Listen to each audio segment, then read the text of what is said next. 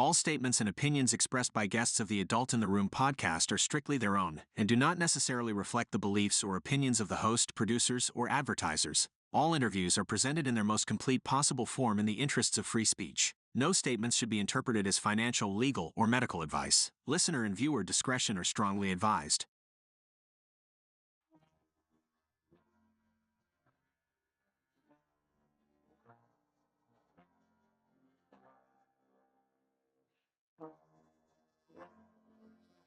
It's the Adult in the Room podcast with Victoria Taft. That's me. Well, good afternoon to the Adult in the Room podcast live stream. I'm Victoria Taft. I am your adult in the room. Not that kind of adult. Ew. But we are talking about the big people stories that you care about, stuff that is going on in the news. I am your news Sherpa, and that's what we do here. And I have to say that I've been a little buoyed by the number of people tuning in again. We had really super highs 2 weeks ago before YouTube throttled us over showing an actual crime that occurred against Trump supporters in Portland. And ever since then, of course, our numbers have like crashed, right?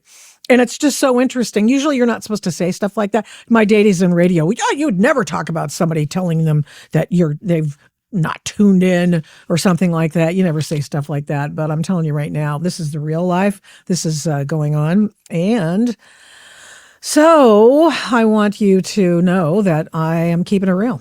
There you go. I'm keeping it real here today. We're talking about Epstein Thursday. I sort of cordoned off Thursdays for Epstein talk. Hey, Alex, calling an audible to you. I am asking if you would check our Twitter. We have experiencing issues with live streaming posts. If you can't find your live in X, you can manually post it by following our guide, which I tried to do the other day and it didn't work. So if anybody has any ideas on how to do that, please, by all means, put them in the comments section. All right. Hillary Clinton had her deposition before the Epstein oversight. Well, actually, this is the House Oversight Committee. And so that was interesting. And she issued a statement before she went on, and she basically, hey, I'm not really going to answer any of your questions.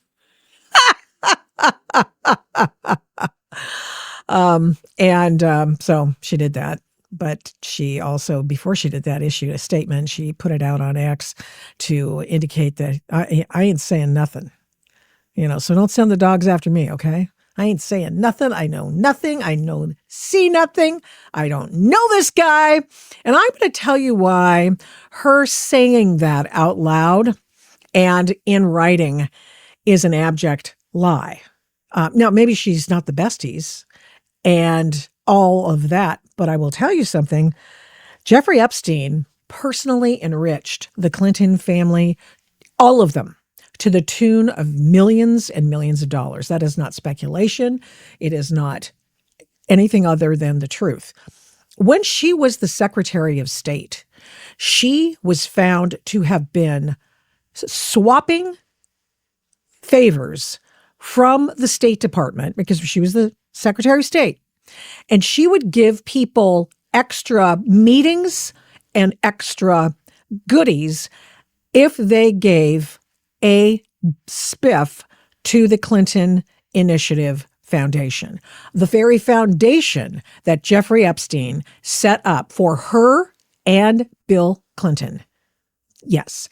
And that relationship between Bill Clinton and Jeffrey Epstein, as well as the relationship that must have occurred with Hillary Clinton. Why? Because she had an office in the West Wing.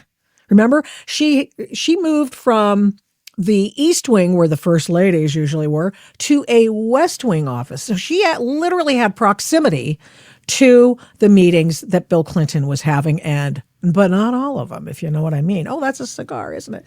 My daughter, can I just give a shout out to my daughter who gave me a Hillary Rodham presidential playset because, of course, in 2016, it was all the rage. We wanted to make sure we had this. And then you store your dolls in here. And you have your paper dolls of Hillary in the Oval Office because naturally that's where she's going to end up. We have Hillary as a badass. I mean, it's all very cringeworthy, and I'm sure she regrets mightily that she ever said, posed for that picture for Newsweek that said, Madam President, or was it Time? Who cares? They were basically the same magazine. Okay. All right. So we're going to go over her statement. We're going to go over what we know about what happened. Here's what happened. And this one is just so annoying to me. I don't even know where to begin. Lauren Boebert, who should know better, was in the room. She's on the House Oversight Committee for the Republicans. And I don't know to the extent to which she was asking questions. Don't know. We'll find out later when they release the full video of this confab. But she shot a picture. Now, and I assume that no live pictures were allowed or even still shots. Maybe there was an agreement whereby nobody cared. But nevertheless, this photograph that Benny Johnson put out stopped the proceedings. They just stopped it. Hillary did not want to answer any more questions for a few minutes, and it's already her depo's already wrapped up. That is what happens when you have amateurs running these depositions, which you'll get a little taste of when you hear some of the Les Wexner deposition. I don't know why these guys think that they can outmaneuver these people and her attorneys. Check out her attorney. I just want you to see her attorney. I can't remember her name. What's her name? Maybe can somebody put it in the comments? This is her attorney. This woman is her saving grace. If somebody knows the answer to that question, I can't remember her name offhand, but that woman is Hillary Clinton's security blanket. And she served at the State Department as Hillary Clinton's, check it, attorney, private attorney, and her chief of staff. Anything they discussed could not be pierced by anyone wanting to know what they were talking about. If, in fact, she were deposed or she was brought up on charges like maybe, oh, hey, what happened to those 30,000 emails? She helped preside over the destruction of the phones and pagers or whatever. Anything that had any information with respect to anything having to do with Benghazi at any time of Hillary's, time at the State Department. Okay? So what's her name? I'll look it up. Hillary's attorney. I bet you $20 it comes up. Okay, stand by. You and I, Hillary's, because it's going to drive me nuts. Hillary's attorney. I thought I'd be able to talk about it without remembering her name, but what the heck. There are several attorneys listed here. David Kendall, yeah. Cheryl Mills. God bless her, America. God bless America, Cheryl Mills. So here's Cheryl Mills. So Cheryl Mills, anything she said to Hillary was in the vortex, the unit, the quiet zone of attorney and client privilege. That's how she got around a bunch of stuff for Benghazi. Of course, now we found out, again, we already knew this, but now there's another story about how the Obama department or the administration had put the Trump administration, soon to be, as well as the candidate Trump, under surveillance and investigation by the FBI and DOJ right before he left office. Yeah, Obama left office. Yeah. And during this lawfare, which was conducted against Trump, which we'll tell you a little bit more about today because it has to do with all the allegations that Trump, little children, that keeps coming up. I have people I respect who tell me, well, I'm like, really? I mean, I haven't heard this. So I thought, well, I'll chase that down. Did Donald Trump really, was he really? Well, I'll tell you a little bit about that and the way it was put into the political water table. And it was all part of this. It was all part of this, what Obama and Susan Rice and all those guys did. Well, anyway, Cheryl Mills, Hillary's attorney, sit right next to her. I don't know who the other guy is. Maybe it's David Kendall for all I know. Maybe it is. He looks like Steny Hoyer from here. What can I say? And so this is the other one, and Representative Bobart, she's copping to it. And I'm like, what? Why? Why did you do that? Because then they pause it, and then maybe she just felt like it was just a loser. And I'll tell you why she might have thought that. But I do not condone Lauren Boebert's taking the photo if it was against the rules of the road in that room with the deposition of Hillary Clinton, even though in her statement, let's go to the statement. This is funny. Here's Hillary Clinton's statement that she put out in advance of the hearing so that everybody would know, hey, you ain't getting nothing out of me. Mr. Chairman, former ranking member, members of the committee, as a former senator, I have great respect for legislative oversight, and I expect its exercise, as do the American people, to be principled and fearless in pursuit of truth and accountability. This is the woman. I mean, I'm going to put in my thoughts as I read this. I'm going to put in my thoughts because this is the woman who started the Russia collusion crap. Okay? She and John Brennan. Now, as we all know, too often congressional investigations are partisan political theater, which is an abdication of the duty and an insult to the American people. Okay. Here, I'm going to make this bigger. I'm going to take myself out. Okay, let's just be honest about that. Because she's slippery. Lying is what she does. That is her default position. And I understand as an attorney, she would do that. It doesn't make it the right thing to do. It's not a good look, but there you are. Mr. Chairman, your investigation is supposed to be assessing the federal government's handling of the investigation and the prosecution. You've held 0 public hearings, refused to allow the media to attend them, including today, despite espousing the need for transparency on dozens of occasions. Now, she halted the proceedings today to throw as my mom used to call them, wingdings, because somebody put that picture, Benny Johnson put that picture out. I have my issues with Benny. I used to work with him, but whatever. He got it from a congresswoman. Do you ever ask really if you're a reporter or whatever he's doing these days? I mean, he's definitely a podcaster, and his position as a podcaster and he's been a journalist because I've worked with him in a journalistic enterprise. And so he knows, hey, look, if you're getting a spiff from a congressman, that's a pretty good, reliable source. And hey, it's Cheryl Mills and it's Hillary Clinton.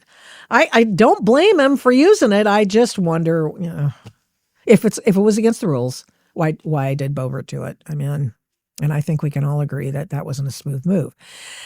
Okay.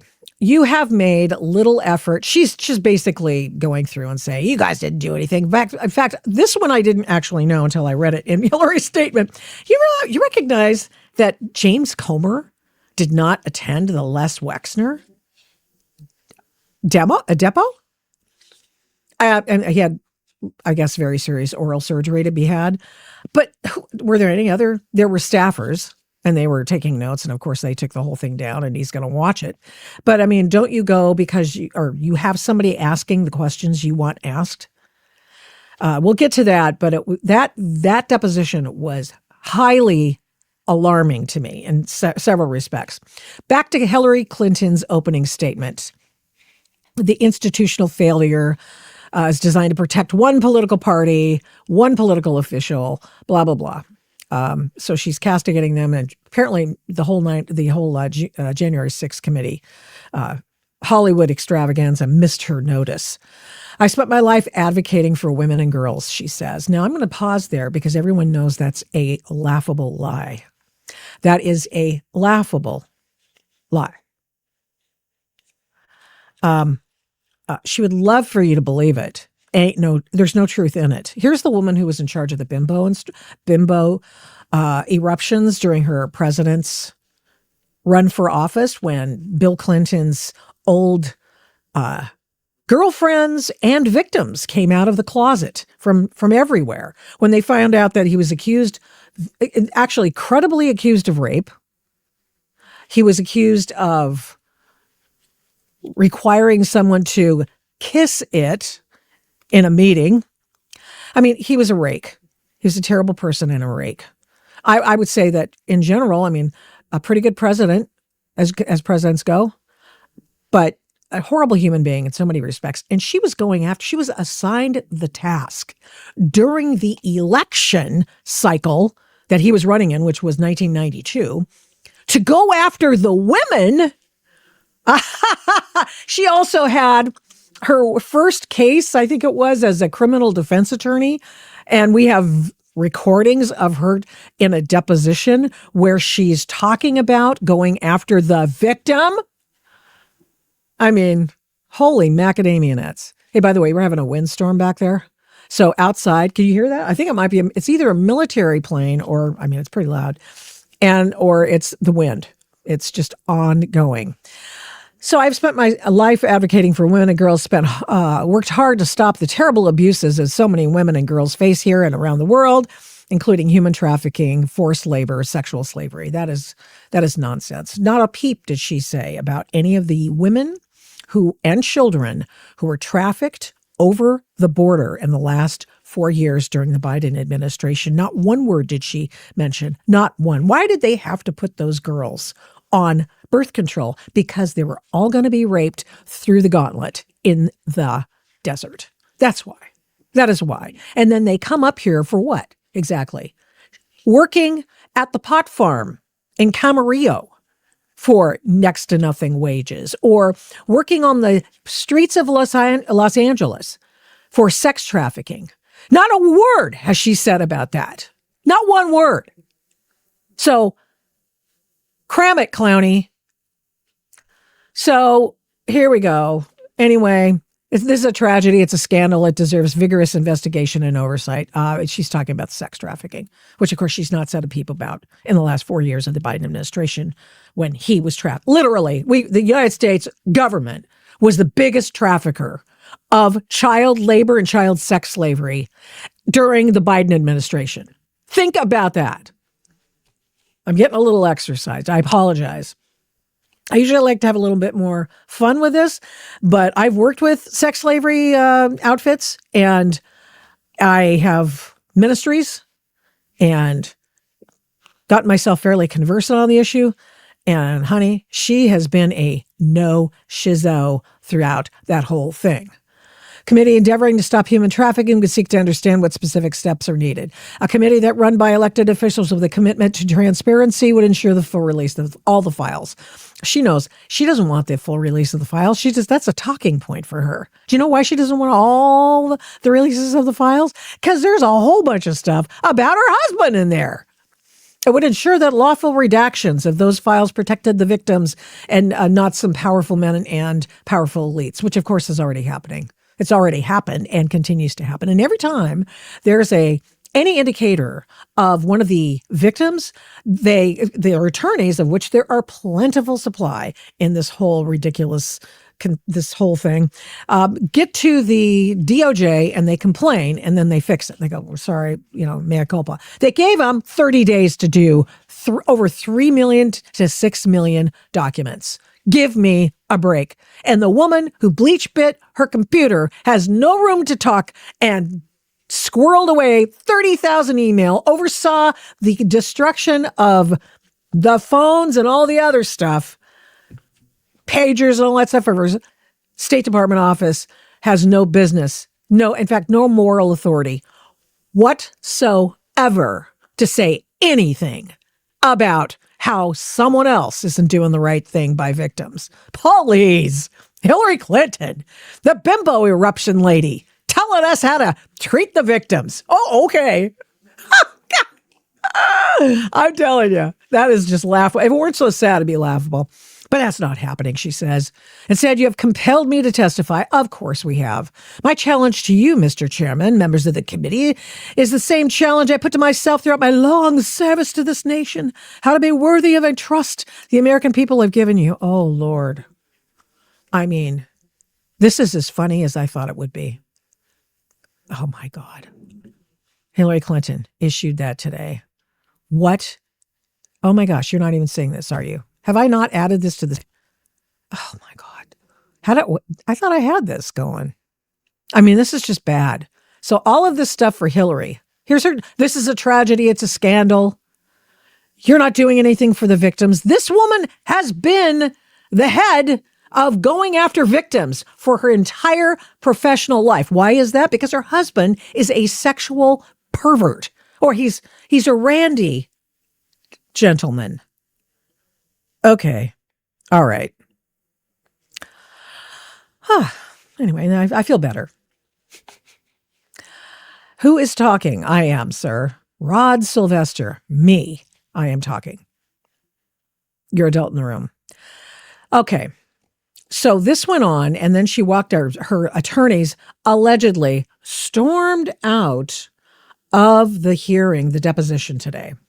I didn't see any storming. Ain't nobody showing me anything about a storming of Hillary Clinton out of this deposition today.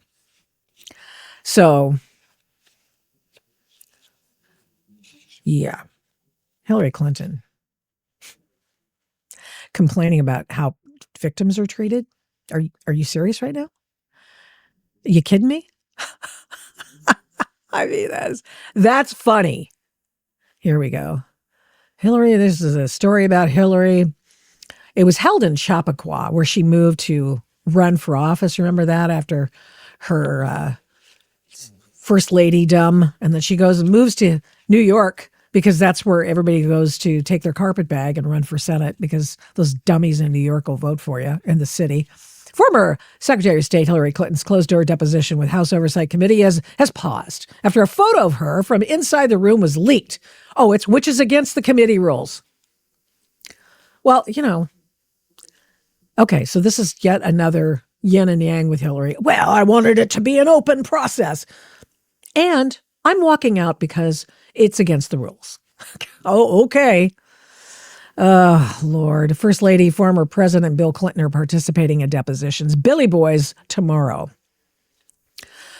Now, why this is important? It is important because, unless somebody didn't bother to ask, Hillary Clinton traded on her relationship, maybe not with Jeffrey Epstein, but, excuse me, I apologize. Here, I'll have a little drink of Celsius. She traded on the fact that she and her husband were made into millionaires by the Clinton Global Initiative and the other foundation that Jeffrey Epstein was absolutely involved in setting up.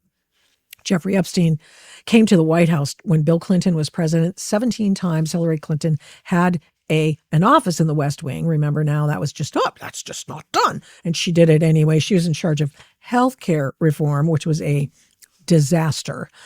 So they have made they've made a pile of money. And you know that they traded when she was the Secretary of State. She traded favors for donations to the Clinton Global Initiative. She did. It's provable. And we'll go over that. Not today, but we'll go over that at some point. That is a fact. All right. Jordan says, I'm here just sitting in my easy chair listening to your comical rant. Thanks to What Difference Does It Make, Hillary Clinton? Thank you. I appreciate you finding the humor in that. I try. I really do try in these times. So Hillary Clinton traded on her relationship with Jeffrey Epstein, which is to say her Clinton Global Initiative. He helped Bill Clinton and Hillary Clinton set up that thing so they'd have a money-making machine after she left office and he left office, after technically he left office. 17 trips to the White House, 29 rides on Jeffrey Epstein's plane. And Hillary Clinton had never met Jeffrey Epstein. Are you out of your mind? Maybe she did. Maybe she didn't. Didn't she? Ghislaine Maxwell was invited to her daughter's wedding. Okay. And some of the information that we have, Hillary Clinton was involved at the State Department after Jeffrey Epstein was brought up on charges in Palm Beach. And he copped to going after a minor for prostitution. He copped to that. And she still knew him and he was still helping them. Please. Come on, man. Okay. Now, you want to see something else? The deposition of Les Wexner. Les Wexner is and was the guy who brought you the Victoria's Secret, the limited stores, high fashion, low fashion, and all kinds of Bath and Body Works. For a very, very long time, this guy had a license to print money, not because it was like a Hillary Clinton thing, but it was like I worked my ass off and I got these stores and I got this huge confab, a huge holding of all of these stores, and I'm making a gazillion dollars. Okay? And he is a person who loves the Jewish people, as did Jeffrey Epstein. I guess anyway, he had relations. Here's the thing. Speculation. I'm going to start out with the speculation. Speculation is that Jeffrey Epstein was the financier for the weapons industry, offline, black book, black bag stuff. You have to have a financier. They used to have the BCCI Bank, and then that went TU in the 80s. Was it late 80s or early 90s? I forget. I just remember being in Hong Kong one time when this whole story about BCCI was blowing up. And, that was like Khashoggi's bank and all sorts of things. Well, anyway, so this is all blowing up. And I remember being there. My husband had some business there and I got to go. It was very interesting. So we're in the back of this unbelievable, it's like a Bentley, but it's something else. It's like in that family of vehicles. So it was just really nice. Got a chauffeur. I have no idea how this all happened. My husband was not that big a baller, okay? So they, and I see BCCI Bank in Hong Kong. And I just started laughing because I'm the news gal, right? And so I thought, BCCI? I can't believe they're still in business at the moment. Well, they were in Hong Kong. Yeah, before the Chi-Coms took over. Thanks a lot, UK. Great job. Anyway, another ruined country. Be that as it may. Yeah, thank you, Rod. I appreciate that.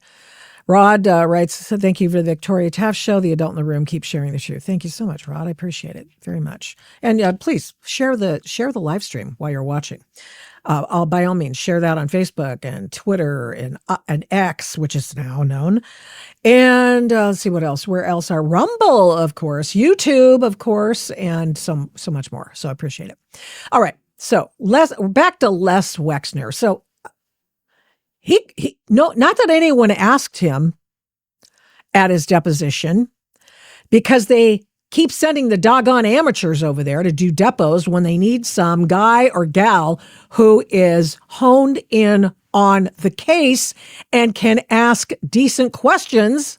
The best time they do stuff, the best job they do, for example, when they have large house hearings, the best job they do is they defer to the attorney to ask the good questions, and that usually results in good answers to questions that they want.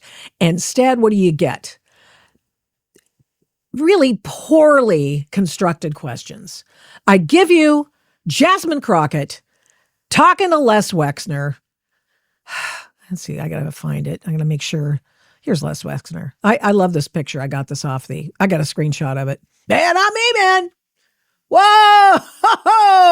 I don't know. Oh, man. All right. Here's Jasmine Crockett ostensibly asking Les Wexner, Jeffrey Epstein's business partner, or shall I better say it, financier who oversaw his finances until 2007 when they found out that he'd been ripping them off. That's his story, okay?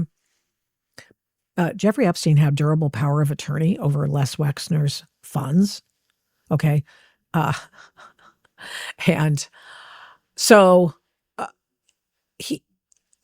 but Les Wexner, married to, as we found out during the deposition, his wife, who is an M&A attorney, which is mergers and acquisitions. So she's no dummy.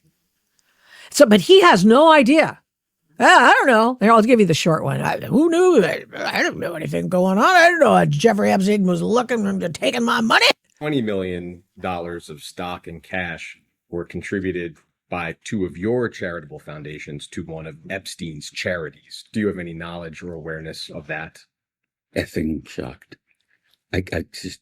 This is a shocked face. I never heard that. Did you know that? No. Except so. Thank you, Mr. Director. We have some additional questions, and we have some questions from some of the members here. I'll start. There it is. Well, did you know that? I had no idea what that was going on there. Okay, whoever asked that question, thank you. Good job. Whoever that was. Because they went over a lot of the money. We'll go do that after this because Jasmine Crockett, of course, asked the obvious question. Hey, man. Oh, my video is frozen? Oh, okay, good. But it's over. It's good now. Goodbye, Rod. Appreciate you sticking around. Any other comments? Nice ones, please. I mean, you don't have to lie, but just, can we just stop with the crazy stuff? I get more lefties in here, and I definitely want to appeal to people who are willing to listen to somebody who doesn't agree with them about these facts that are non-negotiable. Hey, here's another way to look at that. Okay. And so I think there's some latency in our feed today.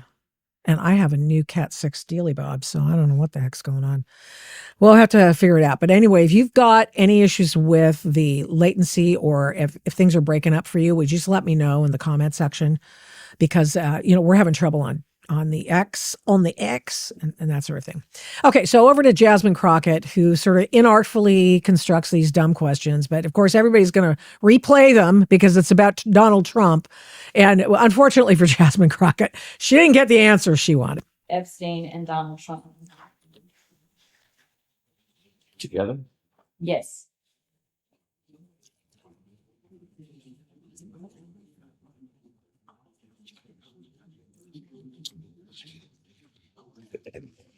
I would answer this question accurately. I would go to some of the Victoria's Secret fashion shows. It was very important to the brand. At some of the fashion shows, Jeffrey was there and some Trump was there. And I remember because Trump would always introduce himself to me. And I always thought it was kind of odd that he was at the fashion show because he had nothing to do with fashion. So the coincidence of them being together at an event, it could have been that, but I have no specific recollection. I never had a social or like a drink or a cup of coffee, something, that would put them together. Okay, so just to clarify, because I want to make sure we're clear on the record, you're saying that you can recall instances potentially where Epstein and Trump were together and you were in their presence, or just a random scenario where Epstein may be there, Trump may be there, essentially, and then you would. It would be at random. That would be accurate if it happened, but I have no specific recollection. Okay. Did you ever see or become aware of President Trump having a sexual relationship with a person who was introduced to him by Epstein or Maxwell? Tell you why her saying that loud and Has Donald Trump ever discussed Jeffrey Epstein with you? Nope. no. Did Jeffrey Epstein ever discuss Donald Trump with you? Let's listen to this one. I would describe it, he would name drop it. So he would say things like, I know President Clinton, or I know the Pope, or I know God, or or I know you. That kind of name dropping, but never. I can't remember a specific place, but Jeffrey dropped a lot of names. Okay.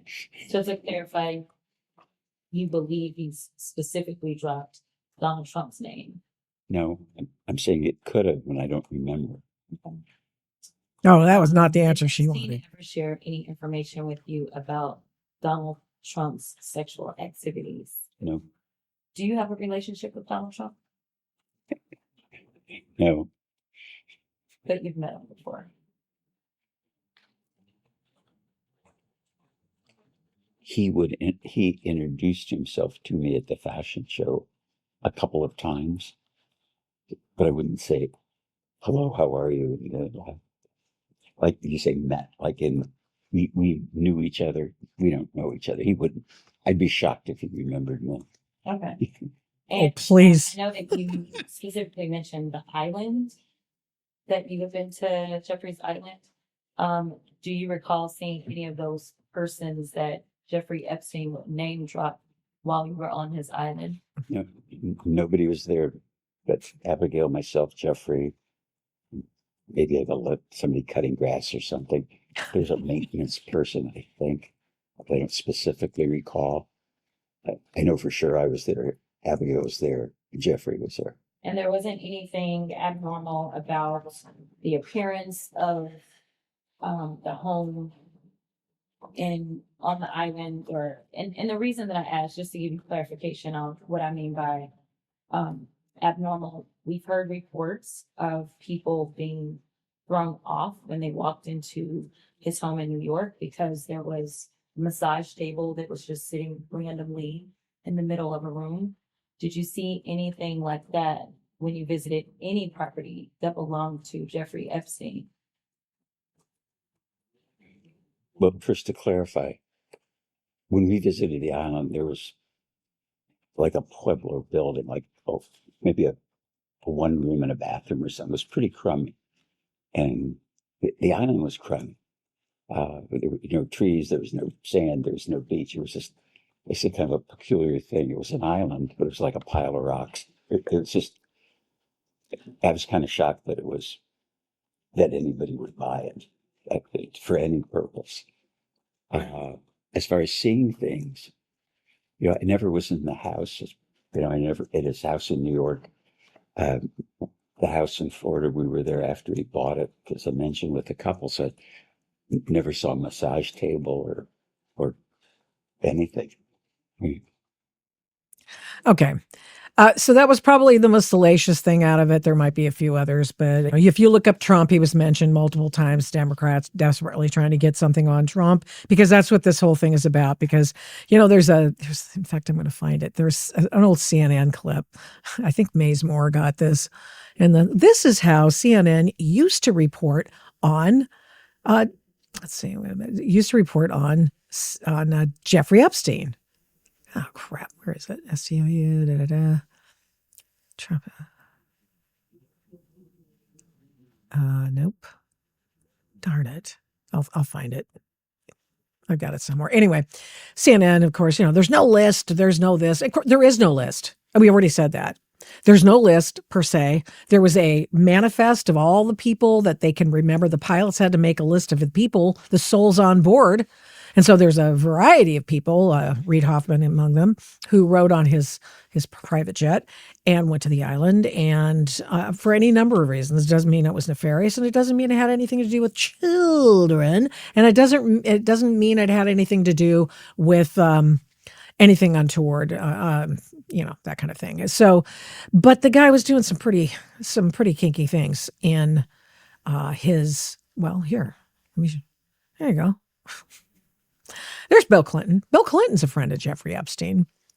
Bill Clinton, this is the blue dress that Bill Clinton is dressed up in, that Jeffrey Epstein apparently, he bought this painting or he commissioned this painting, one of the two. And this has a blue dress of Monica Lewinsky's blue dress. When we found out that she'd been servicing the president in the Oval Office, of course. And so Jeffrey Epstein had that in his house in New York. So here's Les Wexner saying, I never went to that house. I went to an island. He just purchased it, probably with Les Wexner's money. And But I wasn't there. They had no trees. It was a pile of rocks. It was just, it was embarrassing is what it was. He was all excited about his island, and it was a really big embarrassment. Okay. So let's see. One more thing. Oh, God, I might have to play another it's going to be a long cut. Okay. But I want you to know that I didn't, dink around with this. Here we go. For people to understand you don't know this, because maybe you don't know the specific details. These were some good questions amid all of this.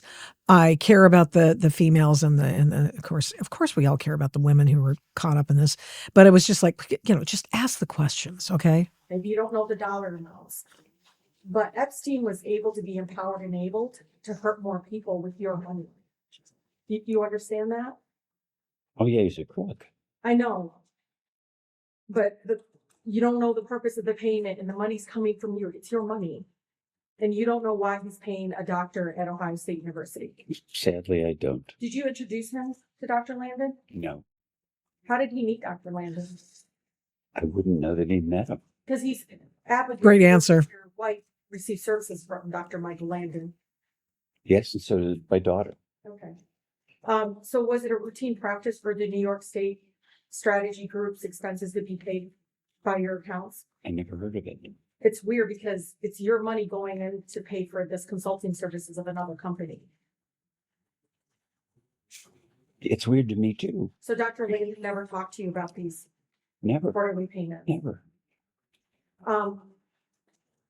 Something else that comes up, because one of the claims that you're saying that you're not close friends and everything, but some of us have access to the redacted emails. Some of us already, I think majority of us have gone down there.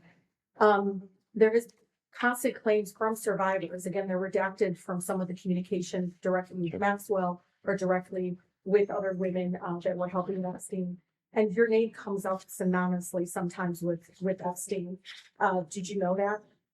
Well, I know it now. Well, they also said that you were lovers. Just, I know it's nothing to be ashamed. does anybody believe this guy? I mean, I saw somebody do a highlight reel after this was released last week or whatever it was. And I thought, oh, okay. He looks shocked that all this stuff happened. And then the more you watch it, so I'm going through, I'm slugging through it, blah, blah, blah, blah, blah. And I mean, dude's a lion. And I think that's my personal opinion, and I can have one. I just want you to know. It's secret. No, it's nothing to be ashamed of. But it would explain, I think, the closeness that everyone consistently says no. Okay, you've got to hear this question, because she just asked him if he and Jeffrey Epstein were lovers. Explain, I think, the closeness that everyone consistently. I know it's nothing to be ashamed of. I just want with Epstein. Did you know that? Well, I know it now. Well, they also said that you were lovers. And I know it's nothing to be ashamed of. I just want you to know. It's secret. No, it's nothing to be ashamed of. Oh, it's nothing. But it would explain. Oh, shut up. The closeness that everyone consistently says. No one ever says you're not close. Is that like everyone says that you had a close relationship, that you and Epstein were close friends. Did you know that? Objection, hearsay. Okay. I think Mr. Wexner, As we all knew. provide us with the name of every registered legal entity, and this is important because if you don't know now, then give us the information. Help us find the people that hurt the girls with your money. I'm asking and urging you to, please. You started your business with your Aunt Ida's money. You don't want your legacy to be not just Epstein, but what is the guy's other's name? Dr. Richard Strauss? It's Richard Strauss, who also well, it doesn't matter. You were chair of the Ohio State University. You were the board chair at the time that he hurt other women, athletes on campus. This is to say to you, it's not only one person that hurt women, but now two that are affiliated with you directly. And I just want to urge you that if you don't know the answers to this, follow up with our committee, give us the information so we can find out who hurt the women and who benefited from it. So could you provide us with the name of every registered legal entity of which you were the beneficial owner between the start of your relationship with Mr. Epstein and his death? Good question. But Can you provide that to the community? I would provide you with everything and anything I could to nail Please it, son of a provide bitch. names, where they were registered and the date of registration and the names of whoever acted as the agent of those entities. Can I request that you just put that request in writing and direct it to me, I'll make sure. and we'll take it And and respond it's to it. important because Mr. Wexner's. And will Hillary Clinton it? Survivors told us to follow the money consistently. The other question, and this will be my last. Thank God. You claim that you have been a victim and defrauded by Epstein, correct? Correct. Then why didn't you file charges, go after him? He used money to hurt girls. She means to say, why didn't you sue him? You don't file charges. I just have to breathe. Okay, we're back. And probably young men. Why didn't you do anything to recoup your name, which has Assuming facts not in evidence, how many men have been involved in the Epstein thing? I saw one guy sitting in the room when the NBC, a post-congressional hearing interview with Pam Bondi. And so the NBC thing, and I see one guy, I don't even know who that dude is. Is that a guy? Is he a victim? If you know he's a victim, let me know. been synonymous with Epstein. Do you know your name comes up in the emails among victims who never met you, but your name was used consistently? Is this a deposition? Mention with a question to The him. question is, why didn't you file any charges against Epstein if you conned you of $200 million that we know of? Why didn't you go after him? Well, at the time I didn't know. When you And found out, why didn't you go after him? Is it because he was a good friend? no, Let him answer. You had my dad is probably laughing. You know, No. one of the things my dad told me, that you don't get a pissing contest with an elephant. And running a public company for a long time, I'm not good at public relations or financial public relations. What? And so I would answer questions to analysts. I'd call people up and I'd tell them the truth. And what I learned in the course of my business career is, whether it was my chief of staff, the company lawyer, personal lawyers, what should I do? And the advice is, let us handle it. You don't want to get ahead of this.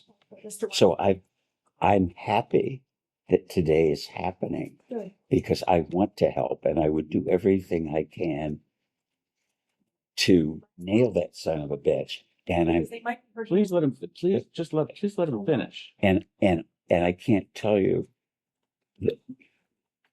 how much I value my own ethics, my own moral compass, that it has a true north.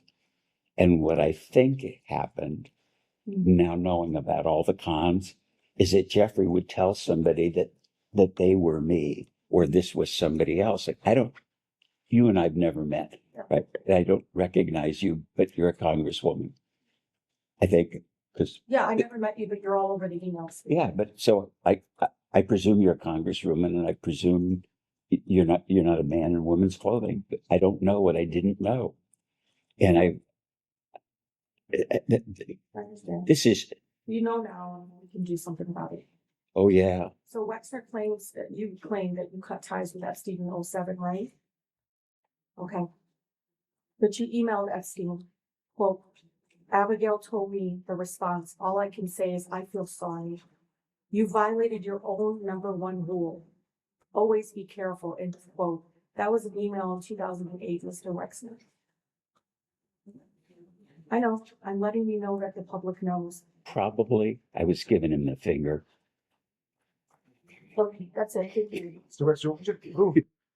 Okay, so we have, this is why it's just get somebody who knows how to ask questions. She did okay. And I thought that, hey, let's get some information out of him. What are all these business entities that you were set up at the time that Jeffrey Epstein had a control over your durable power of attorney over all of these companies that were owned by Les Wexner in the limited brand and whatever holding company he keeps all that stuff under. Okay. Let us just say here that I was not particularly impressed by this deposition. I'm not that I've sat in a couple of. I've been a defendant in a car accident where I spent. This was a 6-hour deposition, and I only had to spend like 2 hours on a deposition. That was, and I was at fault. So, it was one of those. I rear-ended the person, and there was something weird going on right next to me. On the side of the road, and I just went flash, and the woman had just slammed her brakes on him. I couldn't avoid hitting her. So there you go. What do you go? Like, oh yeah, I hit her. Whoops. Nobody got hurt. Yay. My fault. They sued me. Of course, you always do that. They sued everybody. So, because she thought she could get a payday. And there was no payday to be had because there was limited liability for my insurance policy. So there you go. So, okay. So the deposition didn't teach us a lot as much as I would have liked it to have had taught me. One of the things I haven't mentioned about Hillary Clinton and being in the State Department and that sort of thing is that she had every opportunity to figure out what Jeffrey Epstein was up to and had been up to. And she was she was on what? Was she on Iran-Contra? She was on Watergate.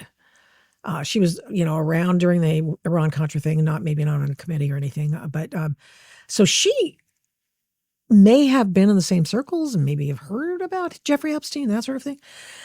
The reason I bring it up is because there would have been some visibility for her when she was in the State Department as the Secretary of State. It's possible. And it seems to me that somebody who helped set her and her family up to become millionaires from their Clinton Global Initiative might have had some clarity with respect to who Jeffrey Epstein was, especially since she found out later when she was Secretary of State about what a bad dude this guy was. And you heard zippo from her. Nothing. Absolutely nothing. And so 29 times at the island, 29 times in his plane, I should say, 17 times Jeffrey Epstein came to the White House when her husband was the president of the United States. She had an office in the West Wing. Okay. Now you can understand why sometimes things just sort of get away. You all of a sudden you think, oh, well, Jeff Epstein did this. And he was a weird dude. And the next time we do another update, we'll do more Silicon Valley connections. And we'll also do the ranch that he had, the Zorro Ranch in New Mexico, wherein he was trying to proliferate the planet with all of his children or something, which is, I believe, one of the reasons why he wanted the OBGYN from Ohio State University, on whose board was Les Wexner. That's why they asked him about it. And my thinking is that there might be a connection there. So I'm sure there is. So that's what we know about the Les Wexner deal. But the one thing that nobody asked was, okay, so what was he doing with your money?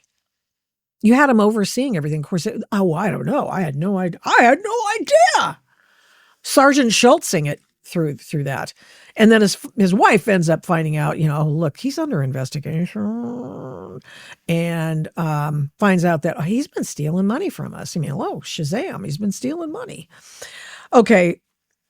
But through it all, there's been a lingering question. And it is, okay, how many actual victims of Jeffrey Epstein are there? And I just happened to have looked that up today and did my best anyway to figure it out. Now, we started out currently, I'll start there. Currently, thousands is what we're told. Thousands. Because that's what they're telling us, but we have no way to verify it. There's no way to verify it. And what we do know is how many people have had their hand in the trough when the money started pouring in, when people got to lawyering up and suing banks for allowing Jeffrey Epstein, the nefarious bad man, under the, know your customer rules. Remember, they did all the J6s and they cut them off.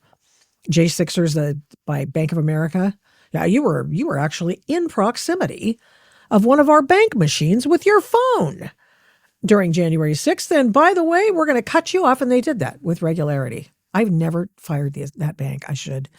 But nevertheless, so they did a lawsuit against Chase, got millions out of Chase, did a lawsuit against Jeffrey Epstein's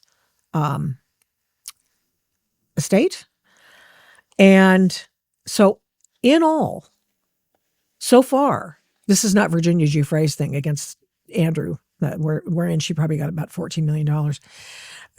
In all, $400 million have been collected to give to the victims. So how many victims are there? Well, the Epstein Estate Compensation Fund received 220 applications and 150 claimants were approved. So 150 people for that one. Then around it started out from the Palm Beach case. They think it was 3 dozen girls. So we've gone from 3 dozen girls to 150 to 200 to now, well, we think it's over 1,000. And I think it's because people are people. Human character is what it is.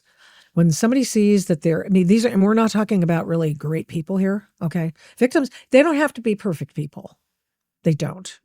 And it's okay. But we have to know what we're dealing with. And if you've got a freebie at the trough, you're going to go for it, right? So, okay. That's what happens. And let's go over a couple of the people who have alleged things against famous people and have been absolutely wrong. Okay. Here's one. Here's Ro Khanna, who is as one of my colleagues put it, a 3-time loser on this issue of, him and Thomas Massey, both House members.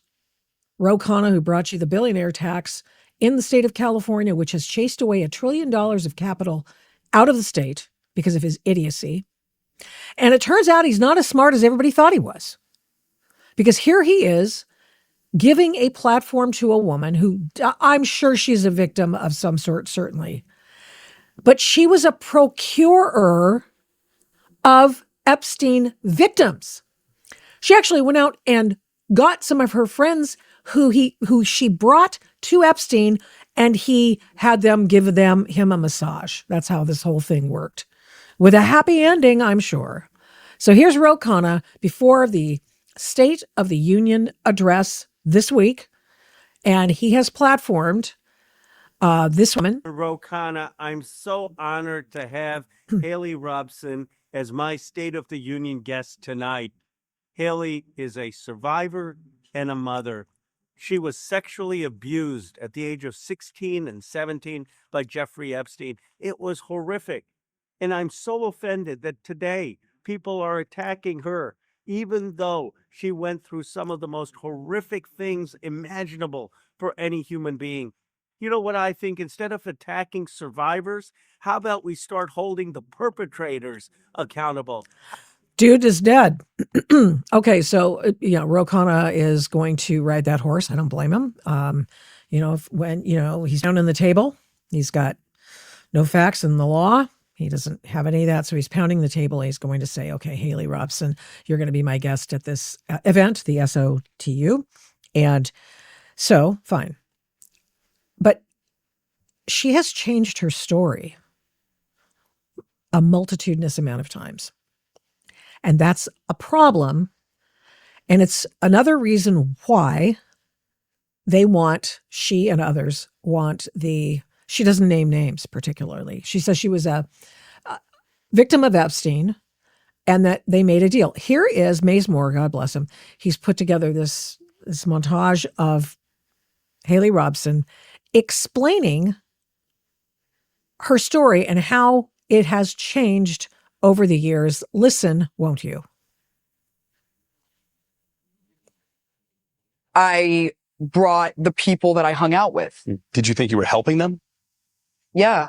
when I was 16, I felt like, hey, you know, I made money. Like, do you guys want to make money? On the way to his house, I was rude and told, you know, lie about your age. Don't tell him you're young. So I had to make up lies about my age and that I was in college. Epstein told me to bring my friends and he would give me $200. At that point, I agreed. At that point, he just said, hey, listen, you know, like, you don't want to do this, then just bring me your friends and I will pay you for, you know, every friend that you bring to me, you will get compensated for. I can't even understand the mercy he showed me because he's just such a psychopath and a narcissist.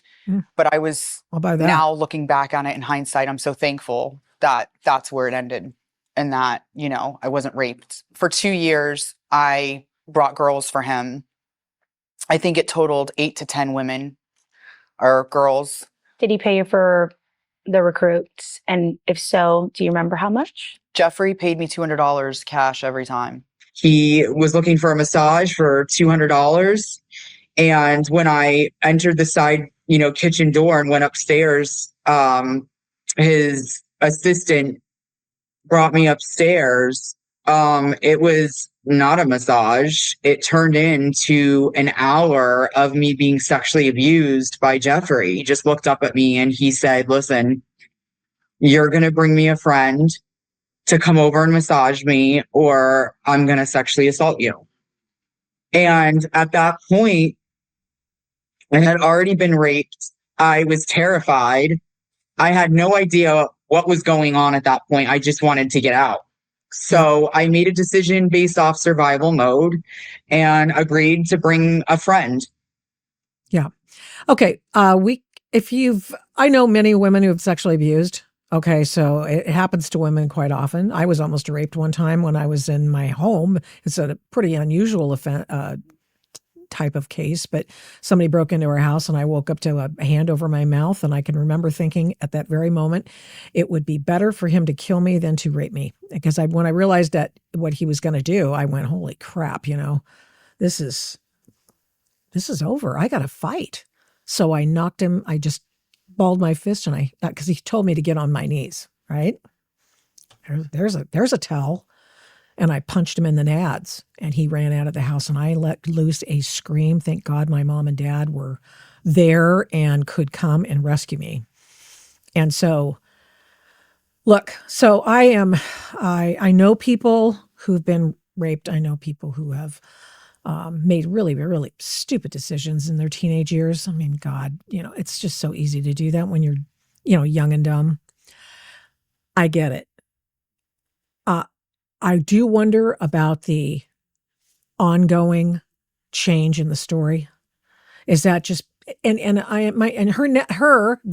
Haley Robson person, her story started changing when the lawsuits started producing victim funds, and she went from procurer of girls to victim.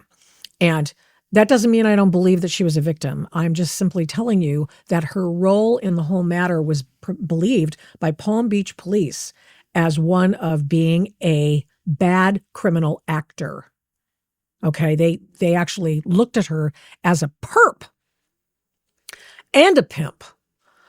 And so she's now, of course, all over the place. You'll find her. I've multiple recordings of her talking about now she's a victim and this and that. And so, yeah.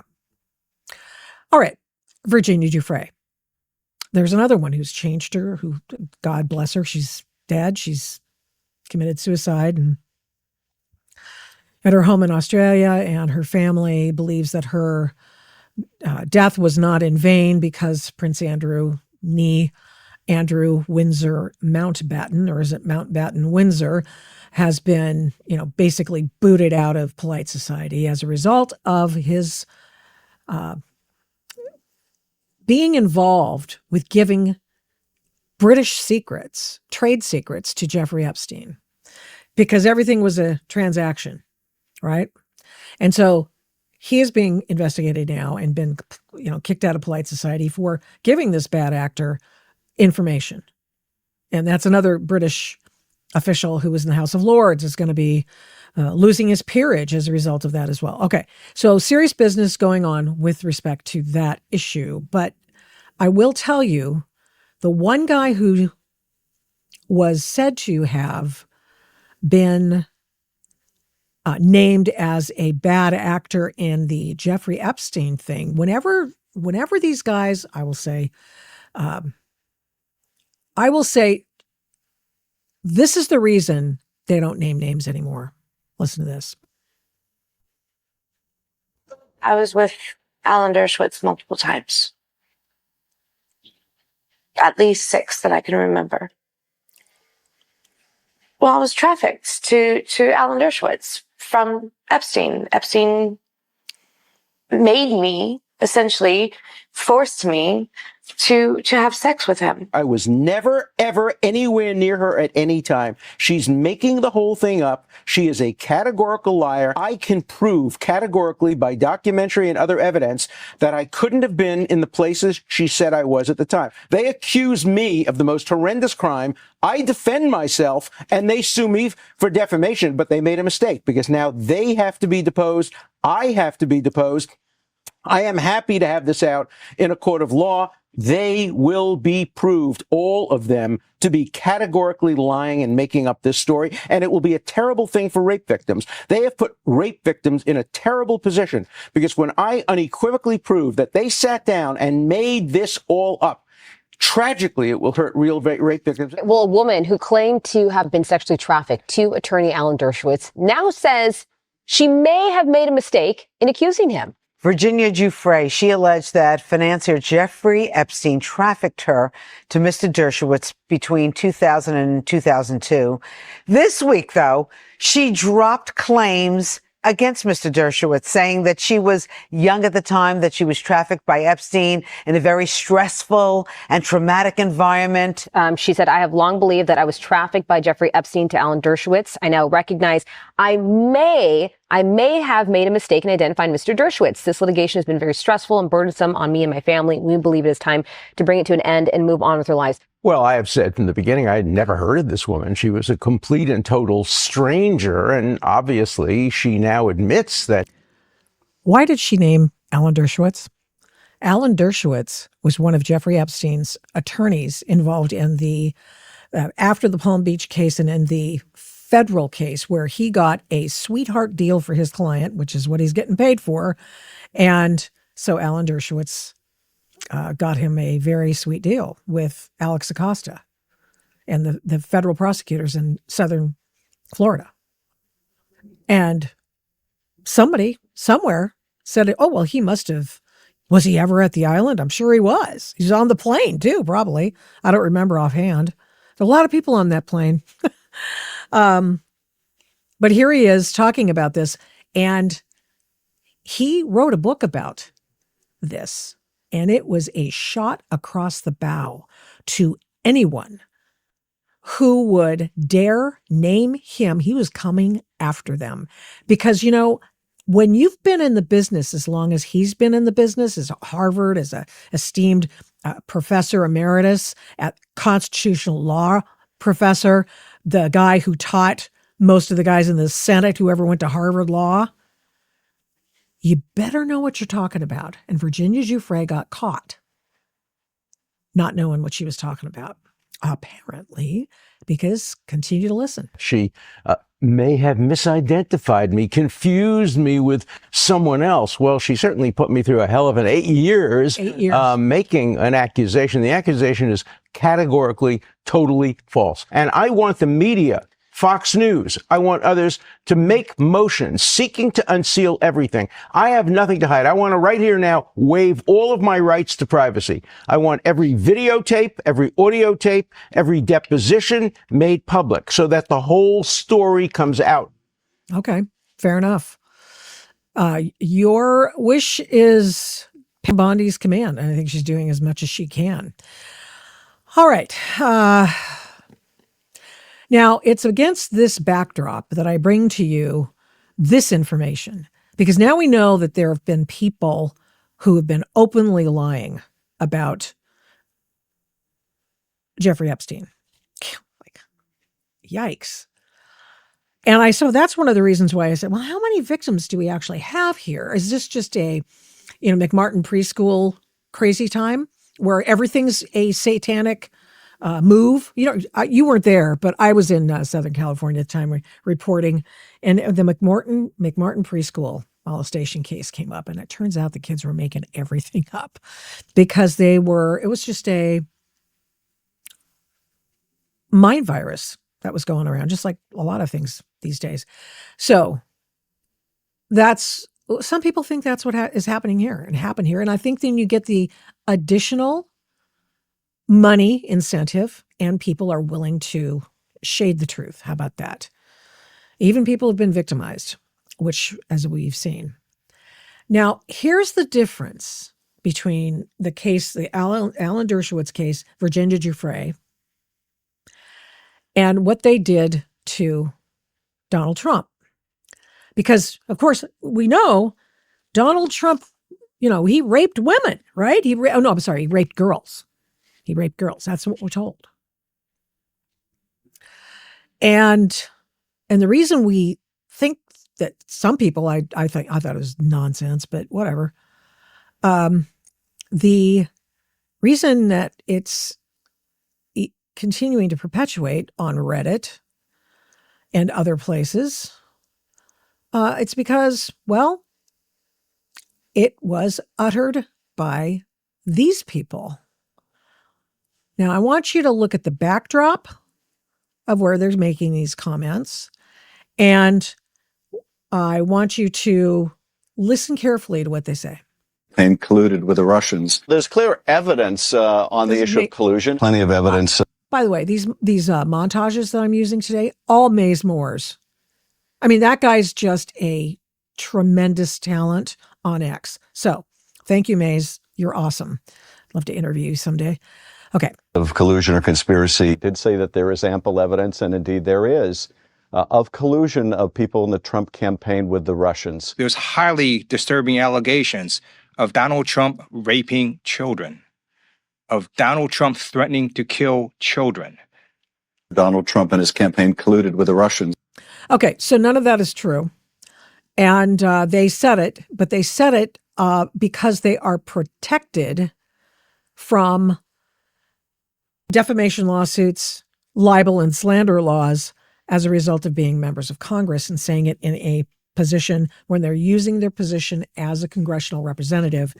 And I think Ted Lieu's was a news conference at in the halls of Congress. I might be mistaken about that, but maybe I'll find out. There were so many other things to do today that I just didn't do that. All right. So they were able to say that. Now, let me see.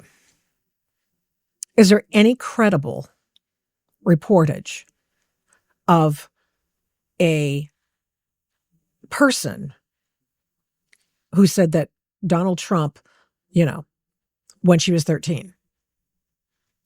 Well, troubled woman with a history of drug use who claimed that she was assaulted by Donald Trump at Jeffrey Epstein's sex party at 13 made it all up. This is the Daily Mail. Believe me, they want it to be true. It's not. And we got this one. All lies. Woman who claims Trump, at 13 made it all up. That happens all the time to Donald Trump. I mean, where people just making stuff up. I mean, Hillary Clinton, Adam Schiff, Ted Lieu made this stuff up, but they could say it in their official position because, not Hillary Clinton, but those are the other two, the congressional reps, because they are protected by the speech and debate clause. And believe you me, there have been times that Donald Trump has wanted to sue Adam Schiff, and I hope he does someday because that guy did grave damage to his Trump's reputation. That all worked together in concert to undermine his presidency, his candidacy. I mean, it's just outrageous. And it seems to me that in a place where we're supposed to be, citizens, where the truth is supposed to mean something, we ought not do that. Clear evidence on the issue of collusion. Plenty of evidence of collusion or conspiracy. Did say that there is ample evidence, and indeed there is, of collusion of people in the Trump campaign with the Russians. There's highly disturbing allegations of Donald Trump raping children. Okay, there are no allegations actually, except the one from that woman who's now recanted and run off to her ignominy. So that's how stuff like that starts. I wondered about that. Like, how in heaven's name? Where are you getting this stuff? You know, I listen to it and I go, okay, you're no dummy. So I think that I should pay attention to this, and I want to know where this is coming from. And what do we find out? We find out it was a free radical blurb from some nutball. Well, the Jeffrey Epstein files are full of free radical blurbs from nutballs all over the place. But there might be a 302 from somebody, and it might be an FBI 302, and then you find out that they're not going to pursue it because the person's a free radical nutball.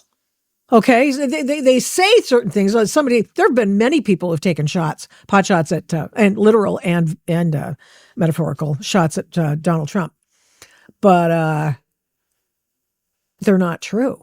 Just because it's in the Epstein files, just because somebody says, well, it's an official document, it doesn't mean it's true.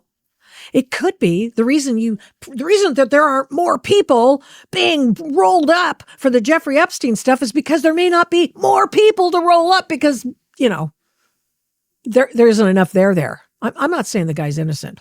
Not me. No way. I'm simply telling you that this might not be what it seems to be. The facile answer may not be the right one. Got it? Okay. Woo!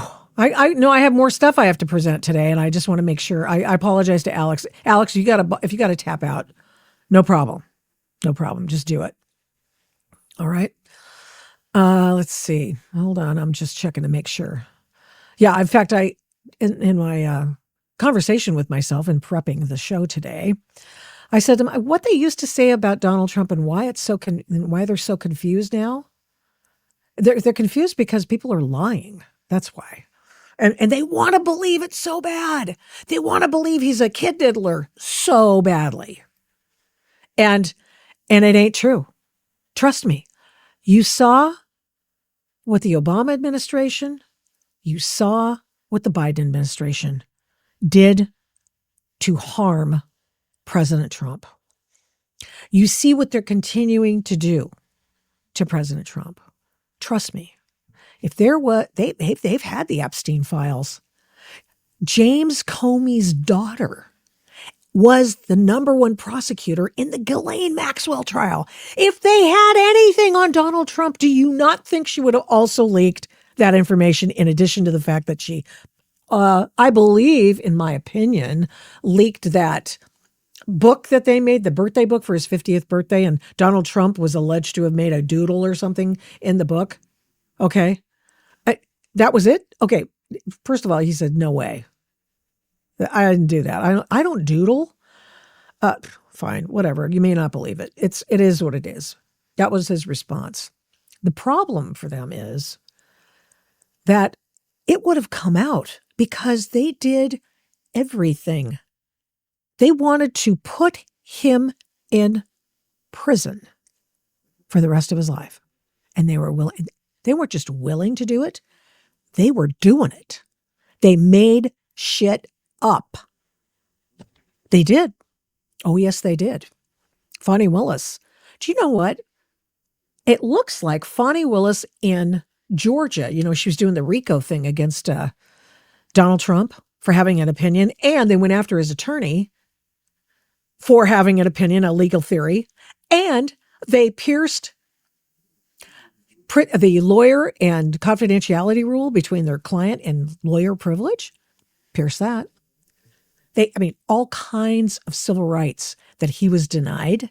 Now we find out that Fani Willis got paid $2 million to run that POS of a trial in Atlanta, Georgia.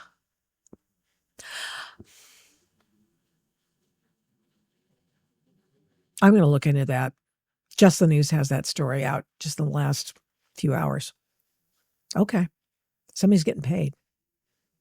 I mean, this is just corrupt. The word corrupt doesn't even begin to cover it. The disgust, the look of disgust on my face doesn't even begin to cover my disgust with these people. Yeah, no worries. I got you, Alex. Okay. A couple of things. Let's see. I'm going back to my list. Okay, one more thing I promised. We were going to do a full-on thing on the SAFE Act or SAVE Act. I'm going to do that on Tuesday. There's not what that's going to be another half an hour. And you know what? I happen to know on good authority that that's not going to fly. I do have one thing though that I wanted to make sure you saw today, and I know you've seen some of it because, yeah, there we go. Okay, we're going to get a SOTU. It's Trump talking about how the Democrats won't stand. I want you to know how long they did not stand. Okay? Listen and watch. I just want you to see this. So tonight I'm inviting every legislator to join with my administration in reaffirming a fundamental principle. If you agree with this statement, then stand up and show your support. The first duty of the American government is to protect American citizens, not illegal aliens. That's true. They take an oath. Now listen how I'm just letting it roll.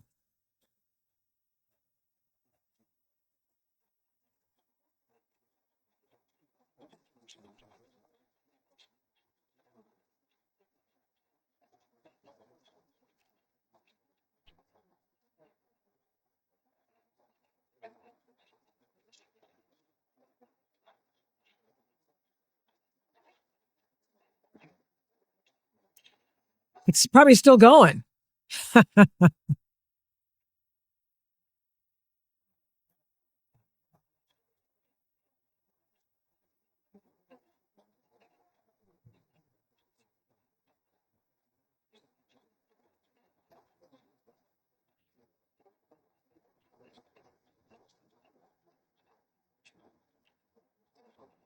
That's how long it went. It's still going. By the way, it was a long one, but it was a good speech. It really was. It wasn't your typical, remember you're talking about Tuesday? I was like, oh no, it's going to be a grocery list. I hate those speeches. This is actually well done. Here's Mark Kelly.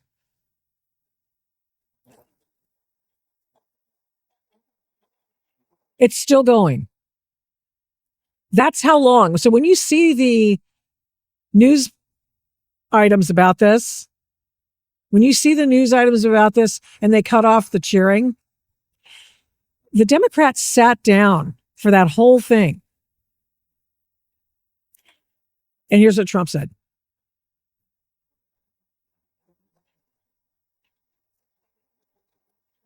Isn't that a shame? You should be ashamed of yourself not standing up. You should be ashamed of yourself. Whenever somebody takes the oath of office, they take the oath of office to protect the American people, foreign and domestic. The first rule, the first thing that an elected official does, and the first thing that any level of government requires of its workers, employees, any number of jobs, elected officials even, is that their first job is to protect their people. That's the first job.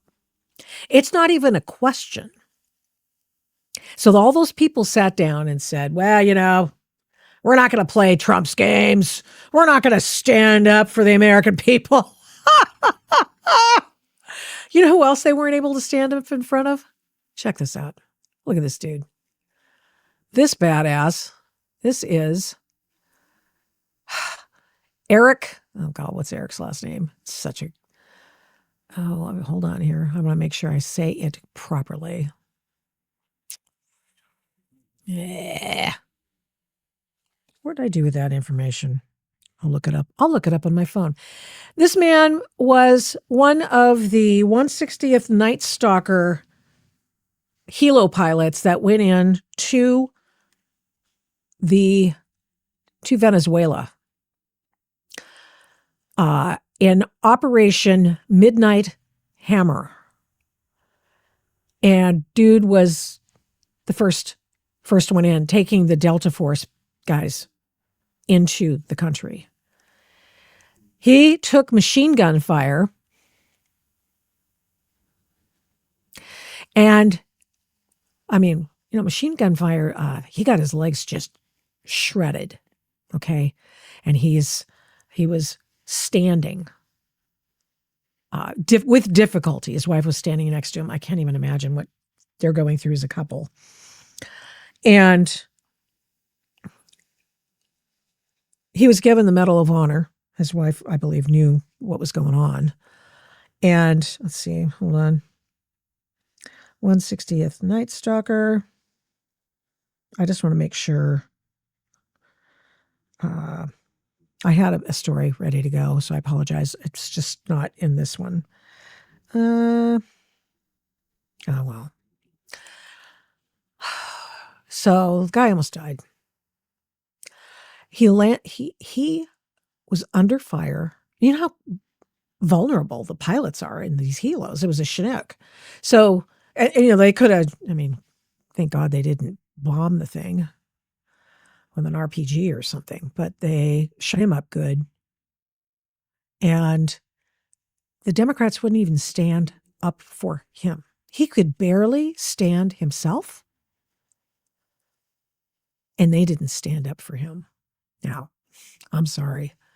You may think you may not like that he's being used as a political pawn, maybe. I don't like that Trump. This guy's being used as a political pawn. Here's what Buzz Patterson says. He's quite a presence on X. The young Army pilot who led the Maduro raid and whose legs were sliced up by enemy fire struggled to stand with the use of crutches. Democrats didn't bother to stand at all. I've never been so pissed in my life. And Eric Slover. Good news, though. This person indicates that they did stand when he received the Medal of Honor. Well, you know what? Too late, bub. Too late. All right. One more thing I know. Tonight I'm inviting every legislator. Oh, yeah. No, sorry. Goodbye. Yeah. One more thing. I said I would bring to you the crazy town thing. One of the things that Donald Trump said in his State of the Union address the other day was the fact that you people are crazy, which of course they were and continue to be. It's like, I cannot believe John Fetterman is the guy with the best right mind in that bunch of slackers. I cannot believe that. Can you believe that? Hi. So, that's amazing. So he's standing up for everything. Hey, we did all right. Good for us in getting rid of Maduro. Blah and blah and blah and blah. Well, one last thing. As I told you on Tuesday, the Democrats are and did hold a special party. And the best, was sort of the alternative SOTU. And one of the persons involved was Maxine, Dexter. And Maxine Dexter is a very sad individual. It sounds like something Donald Trump would have. No, it's a very sad. Well, she is. You guys went from Earl Blumenauer for 30 years to this Nimrod? I'm sorry. That's an injustice to Nimrod. She's an idiot. How in heaven's name are you guys doing that? Hiring this dipstick. Okay. here she is, because she's, anyway, here she is with the Portland Frogs. I'm a physician and I have a flag. I'm a Uh-oh. Where'd she go? Oh, is that my bad copy of it? Oh, sorry. Sorry, you guys. and I am the proud representative for Oregon's 3rd Congressional District. Yes, thank you. Thank you. Idiots. I defy Trump and his authoritarian project by standing in joyful, radical, peaceful resistance with the Portland Frog Brigade. Whoa! And I want to say that she said the Portland Prague Brigade, right? I mean, because it kind of sounds like that's what she said. And why not? There's a reason that I'm bringing this to you. This is just so ridiculous. And, interesting. So the Portland Frog, she talks about, she comes in peace and all this other stuff. Well, the guy who started the guys wearing the frog costumes, and remember when frog costumes were supposedly racist? Remember that? Pepe the Frog? You remember all those, the alt-right, Pepe the Frog, they're racist, they're terrible, they're Hitler, they're terrible. Well, then they dress up like, they steal the idea, whatever. And so, bless their heart, they parade these out, and so Ron Wyden did the same thing, and he went in front of the Portland Prague brigade, whatever. Here's the point. The point is she's an idiot. And of course she is. And she's not just an idiot, but she's an idiot of long standing. I'm a physician. Oh, here's the good one. I see. Here we go. Wow, whatever. Here she is. Ask for the science-based regimen. She's a doctor. She would like you to know she's a doctor. Okay. And she doesn't like Robert F. Kennedy because he's in charge of the HHS. Of course, the guy in charge of Biden's HHS was how do I say it nicely? He was a hack, a Democrat hack from California. But the only person you ever saw was that guy dressed as a lady. Okay. The dude. Yeah. That's who you saw as the public face of it. But it was really the guy who wants to be governor of California, Becerra, who was running the department. Okay. So yeah. Okay. Now that talking point is dispensed with, here she is, Maxine Dexter. Please ask for the science-based regimens, not whatever RFK Jr. is getting kickbacks on, or whatever whole milk, white supremacy, dog whistling that's happening right now. I'm getting a little too political, but I don't think she can stop that. She called the milk recommendation that people drink whole milk. We've been doing it. My kids are doing it. I mean, my kids have been doing it with their kids for years, or like the last couple of years, because there's less crap in the milk. Okay, that's it. There's all, and you want to get the whatever, organic or whatever. I just got an organic half gallon of milk. It's not a white supremacist thing. It makes sense because it's probably better thing. But, to someone who looks at everything from the prism of politics, and I do that a lot myself, but this is dumb. Okay. She is dumb, and it's a racist. Whole milk of any kind, is actually a racist situation. Yeah. Okay. Maxine Dexter. Right. That's the last time, I think that 2014 was the last time they did the Got Milk ad. And that was Serena and Venus Williams. And they're not white supremacists the last time I checked. So homegirl has lost her mind. And that's that. All right. I'll see you next time on the Adult in the Room podcast. I've got lots. Now we're going to do the SAVE Act on Tuesday. It's going to take a while to break it down. So much misinformation about that. I've gotten some comments today. I've learned so much about the whole Epstein thing from you today, Victoria. And believe me, it is a straight up learning curve for me too. It's not like I have paid a lot of attention to all of this for all these years. But now, because I think that there's a political point that is trying to be made, I think the more you are educated about it, the better off you're going to be, and you'll be able to distill the essence of truth from the crapola. All right, so I feel like we just started, but it's like Trump's speech on Tuesday night. It's like, I knew he needed. I didn't realize it would have been 2 hours. We were doing a live blog over at PJ Media, and I was like, wow. I wanted him to land the plane, and you know what? He landed the plane when I wanted him to, but it had been almost 2 hours. Usually, that guy, he calls it the weave. Okay, fine. People love it. Okay, I'm okay with it. This time, he stuck to the script almost exclusively, and it paid him dividends. And the political fallout from that, and the way the Democrats comported themselves during this speech on Tuesday night, absolute devastation for them. Absolute devastation. Okay. All right.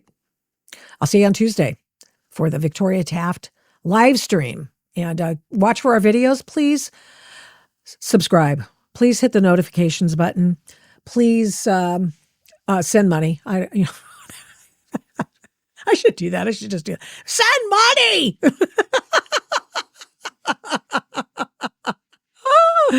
We'll see you back here next time. Okay. Have a great weekend. Thank you so much for watching and listening to this episode of the Adult in the Room podcast. We do not take you for granted. We appreciate every single person who tunes in every week to listen and watch this program. We're here every Tuesday and Thursday, live streaming on Rumble, and then on every other podcast platform shortly thereafter, when we can port it over and get it over there as soon as we can. All the shows can be found at victoriataft.com, where the censorship regime has been banned by me. Follow me on social media at these names: Victoria Taft, the Adult in the Room podcast, and the Victoria Taft Show. Send media inquiries, or any others for that matter, to victoria@victoriataft.com. And here's a big ask. Would you please subscribe, share, like, comment, recommend, and give this program a 5-star rating where you can? We really appreciate it. We do not take that for granted either. Follow my work at, you guessed it, victoriataft.com. PJ Media, I write tons over there. Flamingo Audiobooks, and of course the radio. I don't do this alone. This show is produced and engineered by Overall Media. 1A Cast is responsible for some of the Adult in the Room podcast's imaging. Logo design by Hageman Creative. The Adult in the Room podcast is produced at Flamingo Road Studios. All rights reserved.